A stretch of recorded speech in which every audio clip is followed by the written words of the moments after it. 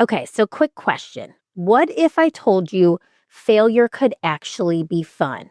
Like genuinely enjoyable. You probably think I lost my mind, but today's guest is here to prove that the best things in life, on stage and off, happen when you let yourself fail spectacularly and have a blast while doing it.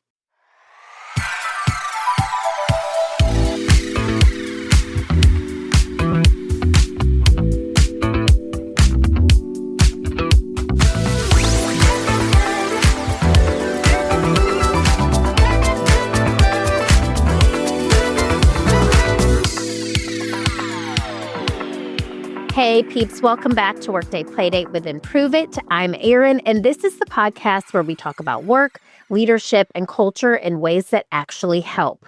And if you love the show, please leave us a 5-star review wherever you're listening. It takes 30 seconds, and it makes an entire team do a happy dance.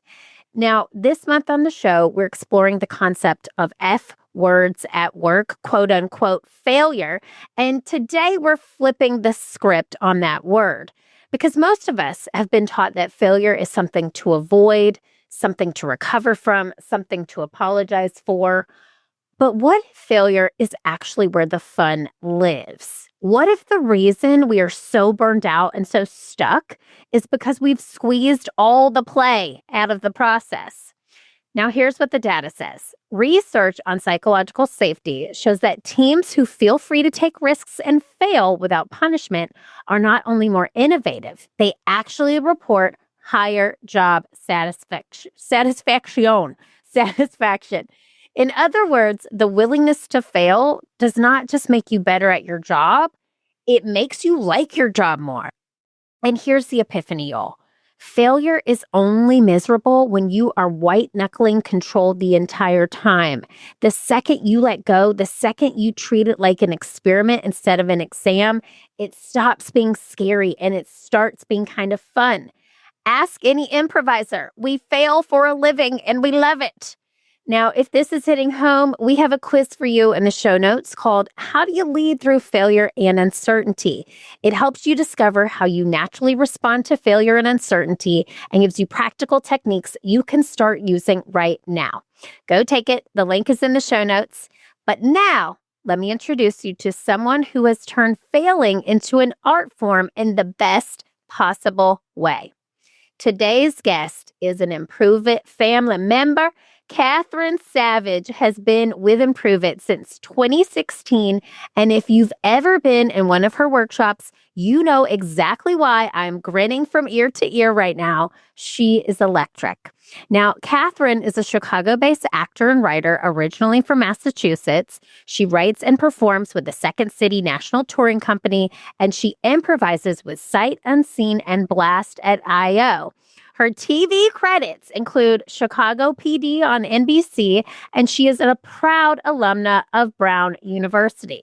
Now, on top of performing, Catharine facilitates improv and business soft skill workshops through Second City and Improve It for clients ranging from healthcare to manufacturing. She teaches improv, sketch, storytelling, and wellness at Second City. She's an adjunct faculty at DePaul University, and she's coached award-winning improv teams and directed original comedic shows. Basically, she lives in the space where failure happens every single night, and she's figured out how to make it the best part. Catharine Savage, welcome to Workday Playdate. Hello. What an intro. That intro. I know, it's a lot. That's a lot of talking on my part, but also you've done a lot, ma'am. Yeah, it's kind of crazy to reflect on that. My peeps, I hope you are enjoying the show. We'll be right back after a quick break from our sponsors. Thank you for supporting those who support the show.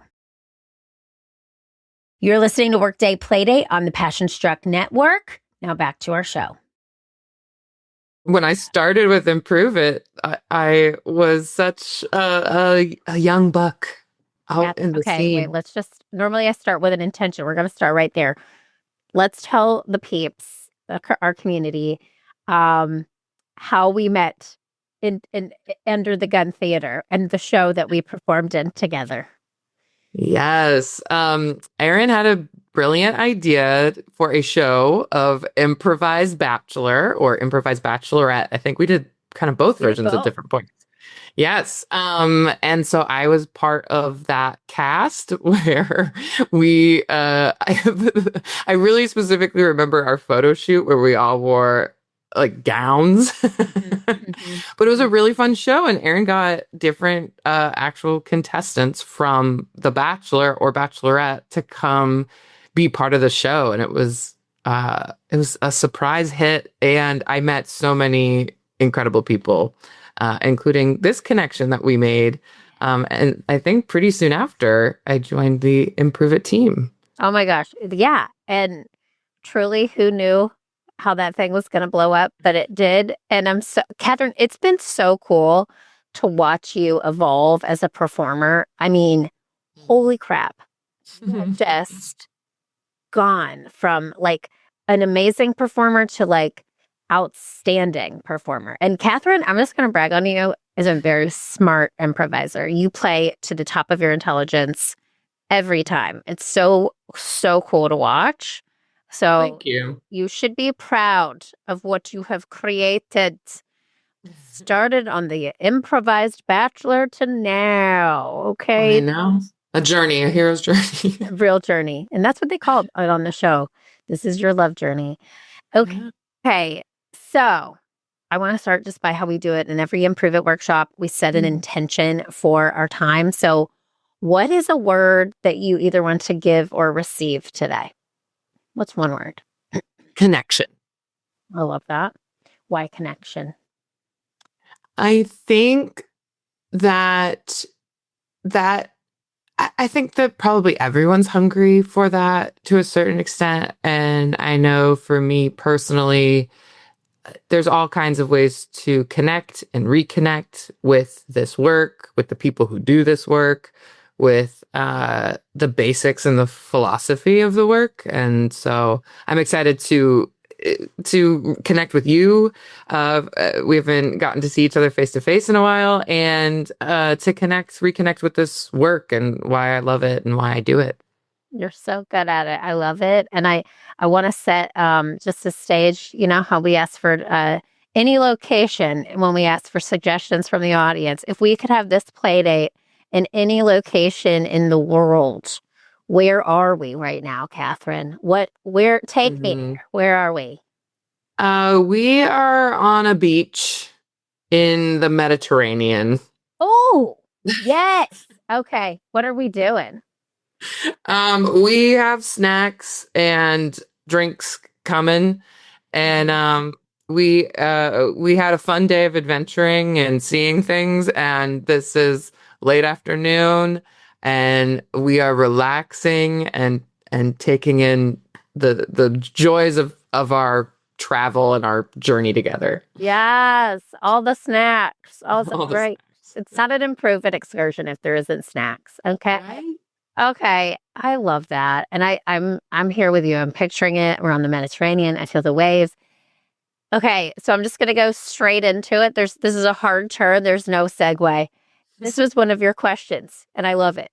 What failure or which failure in your life was the most fun? I think, there are big ones probably if I were to really zoom out and think about that. When I think about a specific failure that really brought me a lot of joy, it was a show I did at Under the Gun. Oh, where we first met. Yeah. And my friend Ida and I thought it would be hilarious to recreate key scenes from The Parent Trap. And we just thought that would be Haley. What's her name? Haley Mills. Is it Haley Mills or the one with Lindsay Lohan? Like OG? The one with Lindsay Lohan. Lindsay Lohan. Okay. Yes. Okay. And specifically the scene where Chessie figures it out because Hallie, or who is Annie playing Hallie, is speaking in French. Okay. The real fans will know the scene. But we thought that would be hilarious, and we like worked on it. We were doing impressions, but also we were doing a melodramatic portrayal of it, and we were cracking each other up, getting it together, and then we put it up in front of an audience, and not a single laugh. Oh, Just complete crickets. I don't know if people just didn't know it or it didn't make sense why we're recreating it. In retrospect, we had no joke or comedic take on it. We just wanted to do the Parent Trap. exactly. Yeah. Yeah. And I remember making eye contact with Ida in that moment and just wanting to laugh and thinking this is the most fun ever because we can do this and we're still here to survive. We're surviving this. Yep. And I think it just set the stage for me longer term to understand that if I'm doing it with someone else, if there's that shared recognition of, oh, this is going down, but we are fully committed to the thing we said we would do for right now, there's a lot of joy and connection in that, to pick back that way. There is like no feeling like that when you know you're on stage and it's bombing, but like you're like, we will go down with this ship together. Like that, truly, you haven't lived until you've lived in that moment. I think you and I may have been in maybe the first couple of improvised Bachelor shows. We were just like finding our footing, and I just remember being like, well, that didn't hit. And there's no feeling like that. But you were like, I just want to talk about the Parent Trap with Ida, my friend. And I want to talk about this very specific part of the show that makes me happy. So failure can be a gift, as we say on the stage. It really, there are no McGiffs. There are no mistakes. only McGiffs. Oh, there are no mistakes, only McGiffs. Look what I'm coming to McDonald's this summer, McGiffs. Yeah, you can get it as part of the McHappy Meal. So, okay, I love that story. And I think a lot of people listening who aren't improvisers, I would encourage you to just try bombing one time. Just try bombing because it gives you chops. It's like working in a hospitality or in a restaurant. I feel like everybody should do it once in their life. You know what I'm saying? Totally. Okay. So I want to talk about perfectionism. And I love, I kind of picked your brain too. Like, what do you want to talk about? And this was something that came up for you, which I think is great. How does perfectionism affect your approach to improv and failure in general? Because I feel like those two are constantly in a constant battle with each other. And Catherine, you are like, I would just want to brag on you again. You are such an intelligent performer. You play to the top of your intelligence every time. You're really smart with your humor, whereas I'm like, oh, fart. You're really, you are smart. You are witty. You are just on top of it. So talk to me about that kind of battle between improv and failure and perfectionism. What comes up for you? I think that for me as a perfectionist, and I should also say that I get this perfectionism very much from my dad, who sadly recently passed away. So I've been thinking about this a lot because it was something that he and I would talk about a lot, is like, oh, there's your perfectionism. You're putting too much pressure on yourself. And a thing that my dad modeled for me that I don't even know that I was totally conscious of was that he was always looking for ways to improve himself, and did that by surrounding himself with people who were better at certain things than him. And so I think he was very aware that he was a perfectionist and that he maybe needed some help surrendering some control to things.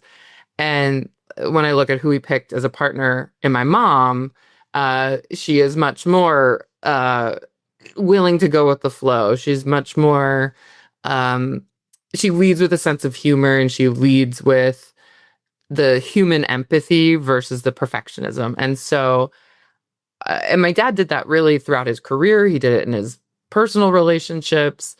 And I think for me, because that was modeled for me, I think that's kind of why I ran to improv, is because as much as improv might theoretically be an improviser's, or as much as improv might theoretically be a perfectionist's nightmare, it actually is, for me, the only thing that I found that really like sets me free from that perfectionism.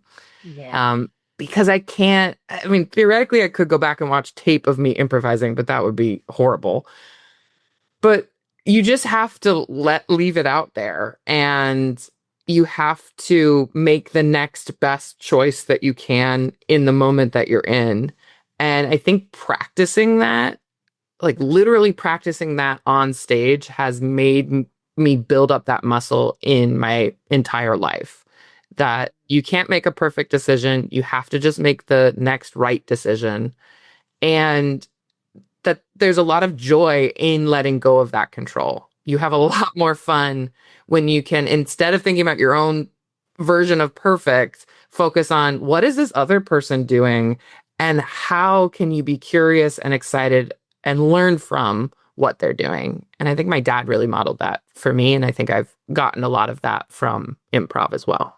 Oh, well, as you know, we have been sending you so much love for your dad. And I know, Catharine, that he is so proud of the woman you are and the performer you are.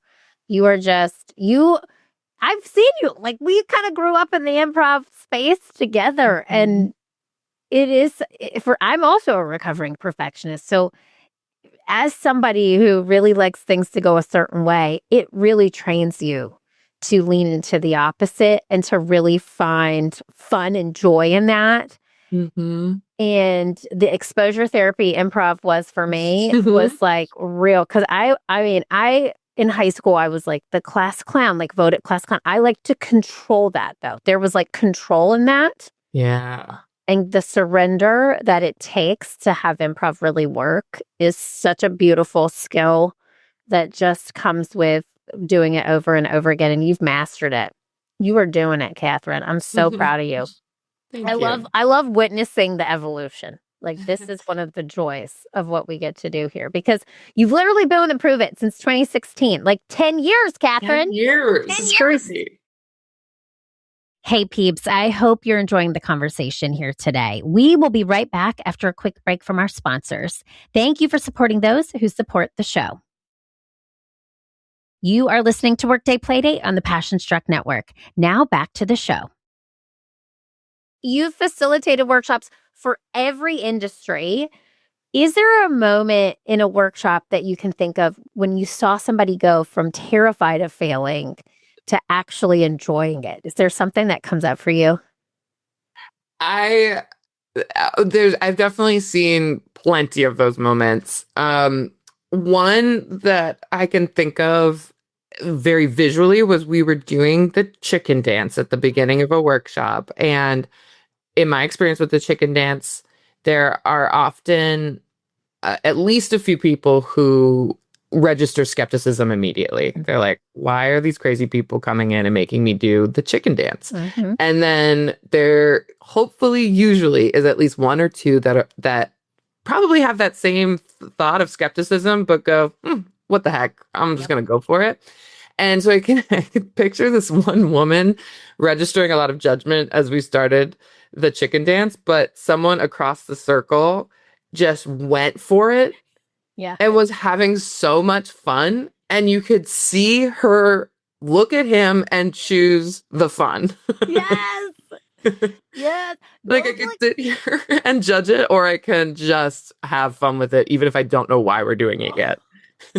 So good. Susan Messing, one of my favorite, she's a very famous improviser in the Chicago improv community, says, if you're not having fun, you're the asshole. And I think it's so true with that because if nobody wants to look silly doing the chicken dance, but fun fact, we have trained over 56,000 people to chicken dance in 10 years, which is, I feel good about that. You should be proud of that. Yeah, we should celebrate that. But it really is like a moment when you finally flip that switch to, okay, I care. Oh, who cares? And you just let it ride. That surrender. I freaking love it. So, okay, let's talk about this because, again, in your evolution of improvising, you're now performing with the Second City's National Touring Company, which Anne Libera came on this show a little while ago, which was so amazing. I had like a my 22-year-old self was freaking out inside moment. She was so amazing. But you are at this amazing touring company. You're performing in front of strangers in different cities every week. This summer, you'll be stationed in Chicago, but every other time in the fall and the winter, you are traveling to different cities. So how do you keep the fun instead of letting any night that you might feel like you have quote unquote failed become pressure? What are some tips that come up for you? Oh, I think a big one touring is every audience is different Yeah. and everyone shares their enjoyment of the show differently. So sometimes we can get used to like really raucous laughter, but other times we might be in more traditional theater spaces where either that like literally the sound isn't traveling to us in the same way, or they might just not raucously laugh because they want to be polite and have a polite chuckle and then wait for the next line. And so just understanding that every audience is different. And sometimes, you know, there are plenty of people in the audience that are not enjoying the show, but there is always at least a few that came to that show and this is meaningful to them.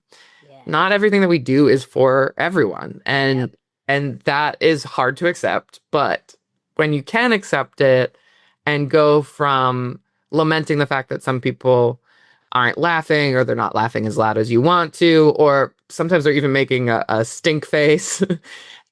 Go from lamenting that to focusing on the people who are trying to give you their energy or who want to give you their energy, but maybe can't because they're just discovering this for the first time and still giving it your all. Because there's no way to know if something works or not, or what you're capable of if you don't go for it. Yeah. Oh, so true. It's so true. And like you are literally a living testament to just picking up, taking what you've gained from that audience, moving to the next city, tweaking it and just learning again. It's a learning process too, is what I'm hearing from you. Like every night is different. And like you said, it's not we have to accept that. Like here I heard a quote once from a mentor of mine who is no longer with us, Wayne Dyer. I love him. And he said, if you, because he did a lot of public speaking, and he said, if you can get mass consensus, so like when you vote, mass consensus is 51% of the population. So if you could get 51% of the audience on your side, you've won the room. Mm-mm. And I keep that in mind too, because some like when I'm doing keynotes by myself without y'all, it is like I'm on that stage alone, flopping alone. And that's a different failure than flopping with an ensemble. Totally. And so I think that is a really great point is just keeping in mind that not everybody is going to be your cup of tea. So go be your own coffee. You know what I'm saying? Yeah, Your own be your own coffee, Catherine. Okay. So let me ask you this. If you could say a failure that you're most grateful for, like if you could send a thank you card to that failure, which one would get a stamp? Hmm. Um, a couple years ago, I was doing a show and it was for a corporate audience. And uh, something about the alchemy of my day, the cast I was working with for the very first time, and the audience, I had like a complete anxiety attack on stage. Wow. And it was um maybe the only time that has happened. I've been nervous on stage for sure. But I was in the middle of interviewing an audience member and I went like tunnel vision as I was trying to talk to him. And I'm pretty sure I muddled through. Like outwardly, I don't know that anyone knew that was happening internally. Um, but I do feel grateful for it because afterwards I was a little bit perplexed why it happened. It was not a particularly high stakes show. It wasn't, nothing about it seemed set up for anxiety. But what I took from it was even in a relatively low stakes situation, my brain was putting really high stakes on top of it. I was just putting so much pressure on myself. I don't think I'd been sleeping well or eating well leading up to that. And so it's kind of just a recipe of in some ways my brain and my body were like not in line with each other. And so it's kind of a wake-up call that A, to take care of myself, and B, to be aware of when I'm taking a low stakes situation and making it high stakes, where I might be putting that pressure on myself to be perfect, or to knock it out of the park, when really all that is needed of me in that moment is to do the job in front of me, make that next right choice, and let it be what it is. Thank you for sharing that. I feel like a lot of people don't talk about that anxiety, and that's super important to recognize and to check in with yourself to get your mind and body back into alignment. And you did that. So give that little thing a stamp. Thank you. Thank you for next time. That's a really good segue too, because I want to talk to the peeps.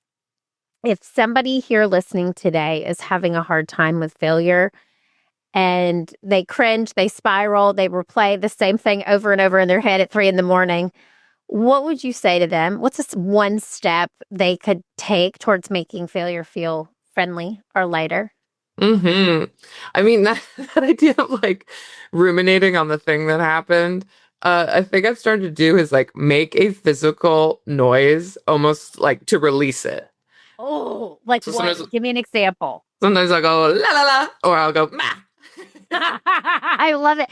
Wait, Ma reminds me of High School Musical. Do you ever watch High School Musical? Oh, yeah. Yeah. Okay. Yep. Oh my God, I love it. It is a little like theater kid nerd.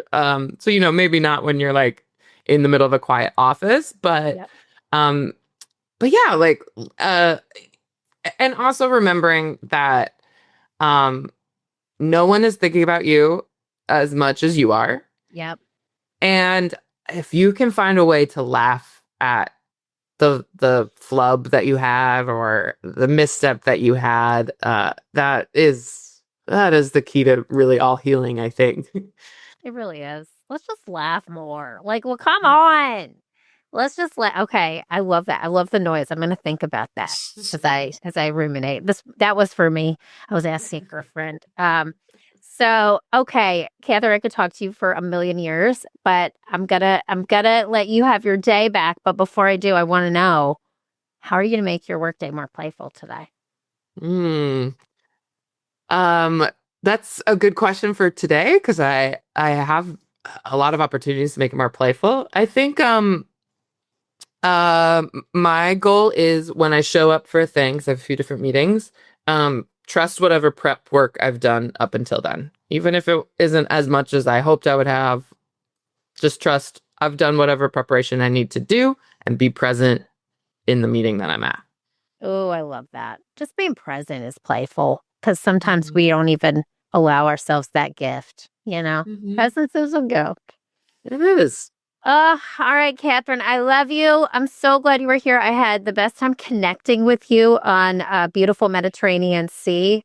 I saw like all the snacks, and you were the snack. Okay, you were the snack.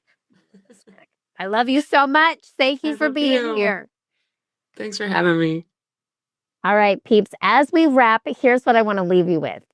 Failure does not have to be heavy. It doesn't have to be a crisis. It could be an experiment. It could be a scene that bombed and a story you tell your friends later. It could be the thing that taught you more than any success ever could. And yes, it can be kind of fun if you let it. Catharine Savage, I want to thank you so much for being the living, breathing proof that failing with joy is not only possible, it is the whole point. You are such a gem, and I'm so glad that you are a part of this Improve It team. And now it's time for the Playdate practice. Okay, this week, I want you to fail on purpose. Pick something small. Try a new recipe you've never made. Say yes to karaoke. Volunteer to go first in a meeting when you normally hang back.